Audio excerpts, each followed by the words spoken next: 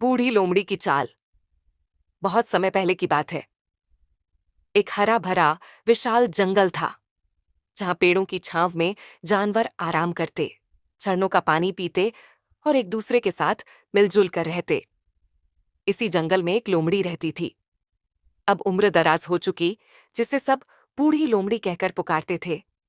वो न तो तेज भाग सकती थी, न ही शिकार कर सकती थी, पर उसकी चतुराई और अनुभव से बड़े बड़े जानवर भी डरते थे।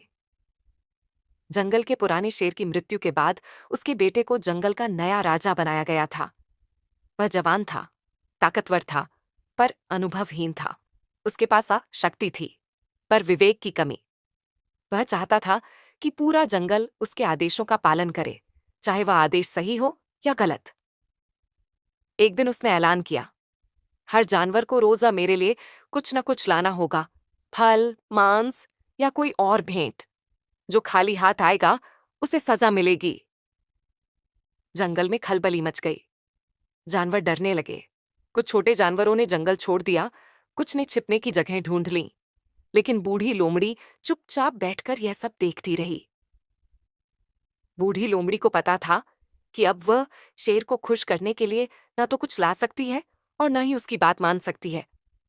लेकिन उसे यह भी पता था कि अगर वह कोई तरकीब नहीं अपनाएगी तो शेर उसे मार देगा। वह एक सुबह चलकर शेर के दरबार में पहुंची। शेर गर्जना कर रहा था और दरबार में डर का माहौल था। लोमड़ी धीरे धीरे उसके सामने गई और सिर झुकाकर बोली, हे राजन, आपकी जय हो। मैंने वर्षों तक जंगल को देखा है, पर ऐसा शक्तिशाली राजा मैंने कभी नहीं देखा। आप में वीरता और न्याय दोनों हैं। शेर ने गौर से देखा और कहा, लोमड़ी, तुम बहुत बूढ़ी हो चुकी हो, तुम मेरे लिए क्या भेंट लाई हो? लोमड़ी बोली, राजन, मैं जानती हूं कि मैं शारीरिक रूप से अब कमजोर हूं, पर मेरा अनुभव आपका सबसे बड़ा उपहार हो सकता है। मैं आपकी सलाहकार बन सकती हूं। आपके दुश्मनों की चालें मैं पहले ही भांप सकती हूं। शेर थोड़ा सोच में पड़ा। उसे लगा कि यह बूढ़ी लोमड़ी उसकी मदद कर सकती है। उसने कहा, ठीक है, तुम मेरी सलाहकार बनो, लेकिन अगर तुम किसी भी बात में असफल हुई तो सजा पाओगी। लोमड़ी ने मुस्कुराकर सिर झुका दिया।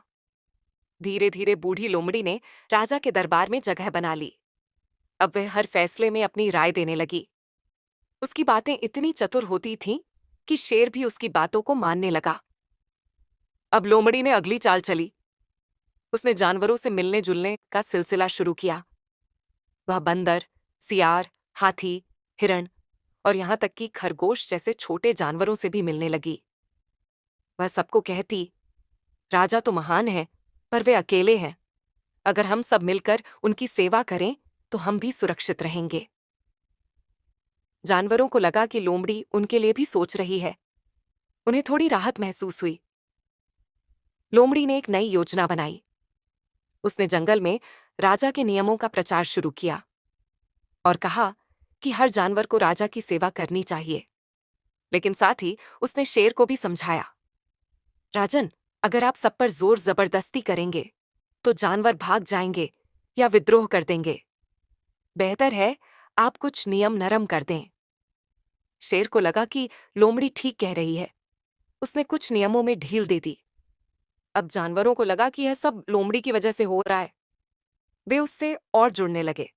धीरे धीरे लोमड़ी का प्रभाव जंगल में फैलने लगा। समय बीतता गया।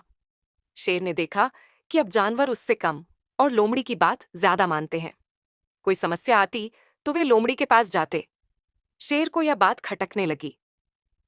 एक दिन शेर ने लोमड़ी को बुलाया और कहा, तुम्हारा प्रभाव बहुत बढ़ गया है लोमड़ी। अब जानवर तुम्हें राजा समझने लगे हैं। क्या तुम मुझे हटाना चाहती हो? लोमड़ी हंसकर बोली, राजन, मैं तो सिर्फ आपकी सेवा कर रही हूं, लेकिन अगर आप चाहें तो मैं दरबार छोड़ सकती हूं। शेर चुप हो गया। वह जानता था कि अगर लोमड़ी चली गई तो वह अकेला रह जाएगा। फिर भी उसका शक बढ़ता जा रहा था। एक सियार था जो शेर का वफादार बनना चाहता था। उसे लोमड़ी से जलन थी। उसने शेर के कान भरने शुरू कर दिए। महाराज, लोमड़ी आपके खिलाफ योजना बना रही है। उसने जानवरों को आपके खिलाफ भड़काया है। शेर अब पूरी तरह से संदेह में आ गया। लोमड़ी को सियार की हरकत का पता चल गया था। वह जानती थी कि अब उसे कुछ बड़ा करना होगा, वरना सियार उसकी जगह ले लेगा और उसे जंगल से बाहर कर देगा। उसने एक योजना बनाई। उसने जंगल के सारे जानवरों को बुलाया और कहा, जंगल में शांति तभी रहेगी जब सब जानवर एक दूसरे के साथ समझदारी से पेश आएं। राजा चाहे कोई भी हो, अगर हमारी एकता बनी रहे तो कोई हमें नुकसान नहीं पहुंचा सकता। उसने यह सभा ऐसी जगह बुलाई जहां शेर छिपकर सब कुछ देख और सुन सकता था। शेर ने देखा कि लोमड़ी किसी सत्ता की बात नहीं कर रही, बल्कि जंगल की भलाई की बात कर रही है। उसे अपनी गलती का एहसास हुआ। उसने सियार को दरबार से निकाल दिया और लोमड़ी को फिर से मुख्य सलाहकार बना दिया। बूढ़ी लोमड़ी ने अपनी चतुराई, धैर्य और समझदारी से न केवल अपनी जगह बनाई, बल्कि जंगल में एकता और शांति भी स्थापित की। वह जानती थी कि शक्ति हमेशा काम नहीं आती। कभी कभी बुद्धि और अनुभव सबसे बड़ा हथियार होता है।